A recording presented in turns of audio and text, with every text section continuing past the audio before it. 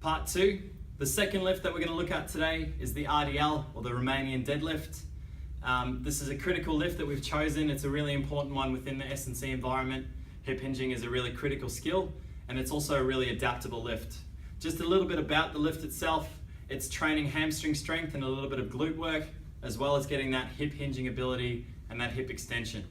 It's used in a variety of environments. We can use it in rehab, we can use it in preventative and strength work, and we can also use it in speed work. And that's primarily done by changing the tempos and the loading that we use on that lift.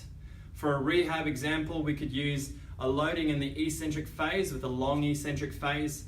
And this could be in an environment where an athlete's been cleared to run but hasn't been cleared to sprint and decelerate hard.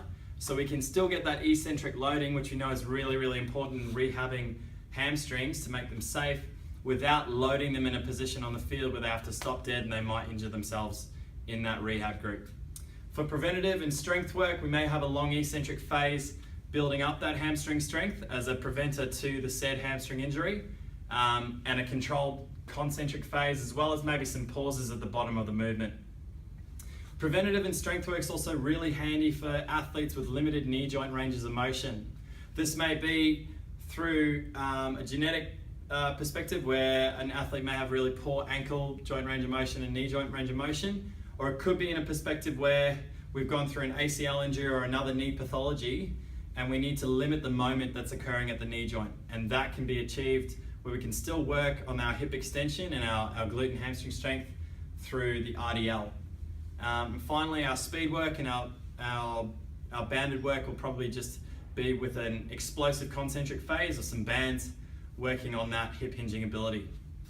Looking at the why for athletes, the really important part of this conversation, understanding the transfer to rugby union athletes as coaches, is the ability to hip hinge. And if we do that movement needs analysis, we know that tackling, moving bodies in the rucks, running, jumping, even passing the ball explosively will occur with some sort of hip hinge movement. And so we know that that's absolutely fundamental in terms of what we're training. Even as a basic movement needs analysis for athletes across the board, hip hinge is critically important. And that's why I've chosen the RDL to focus on.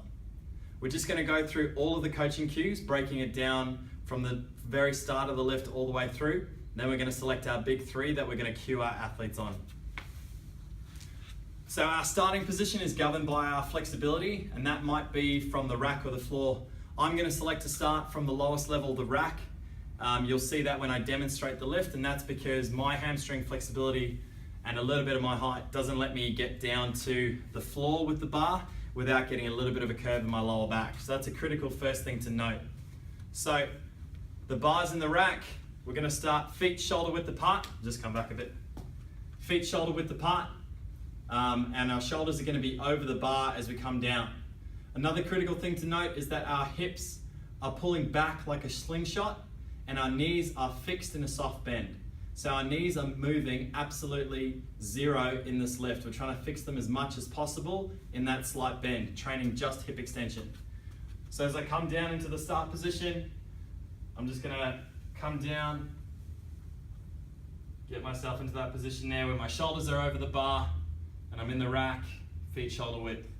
From here, I'm going to lock my lats on, take the weight of the bar, make sure my shoulders are still over the bar, and then I'm just going to pull up, letting the bar stay close as my hips come through, the bar staying close to the shins and the thighs, and the chest is going to come up, and at the finish, the bar is going to contact the thighs, and that's because we want to go through the full range of hip extension.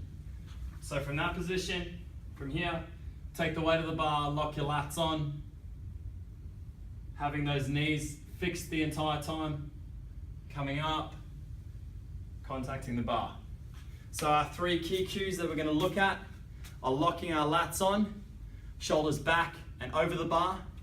Second, we're letting our hips extend and come through, and we're fixing that knee joint. And third, bar stays close and we contact the hips.